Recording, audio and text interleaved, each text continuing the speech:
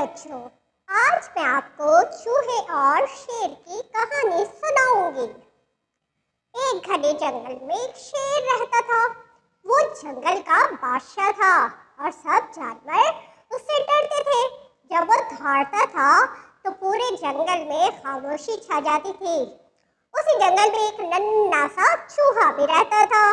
وہ چوہا چھوٹا ضرور تھا مگر بہت شرارتی اور چنچل تھا۔ ایک دن وہ کھیلتے کھیلتے سوتے ہوئے شیر کے اوپر جا چڑھا۔ کبھی اس کی دم کھینچتا، کبھی اس کی کمر پر کودتا۔ شیر کی نیند خراب ہو گئی اور وہ زور سے دھاڑا۔ اس نے اپنے بڑے پنجے سے چوہے کو پکڑ لیا۔ شیر غصے میں بولا، اے نادان چوہے، تو نے میری نیند خراب کر کے بہت بڑی غلطی کی ہے۔ اب میں تجھے کچل دوں گا۔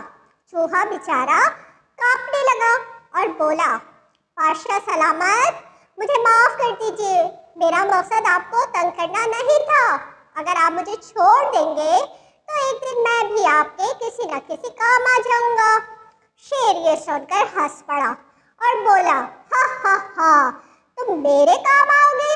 ایک ننھا سا چوہا جنگل کے بادشاہ کی کیا مدد کر سکتا ہے؟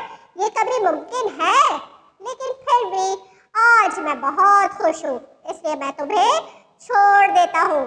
چوہا بھاگ گیا، لیکن دل میں اس نے عہد کر لیا تھا کہ اگر موقع ملا تو وہ ضرور شیر کے لیے کچھ کرے گا۔ کچھ دن کے بعد شکاریوں نے جنگل میں بڑا جال بچھایا۔ شیر اس جال میں پھنس گیا۔ اس نے بہت زور لگایا مگر نکل نہ سکا۔ اس کی دھاڑ جنگل میں گونجنے لگی۔ سب جانور ڈر کے بھاگ گئے، لیکن چوہا شیر کی مدد کے لیے اس کے قریب آ گیا۔ چوہا بولا، بادشاہ سلامت، گھبرائیے نہیں، آج میں اپنے وعدے کو پورا کرنے آیا ہوں۔ یہ کہہ کر اس نے جلدی جلدی اپنے تیز دانتوں سے جال کی رسیاں کاٹنی شروع کر دی۔ تھوڑی ہی دیر میں جال ٹوٹ گیا اور شیر آزاد ہو گیا۔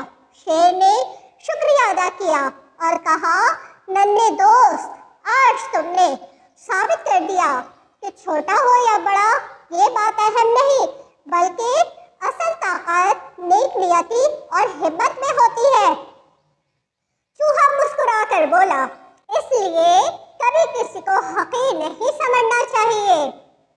بچوں، ہمیں اس کہانی سے یہ سبق ملتا ہے کہ کبھی بھی کسی کو چھوٹا یا کمزور سمجھ کر اس کی تصدیق نہیں کرنی چاہیے۔ وقت آنے پر چھوٹا سا بھی بہت بڑا کام کر سکتا ہے۔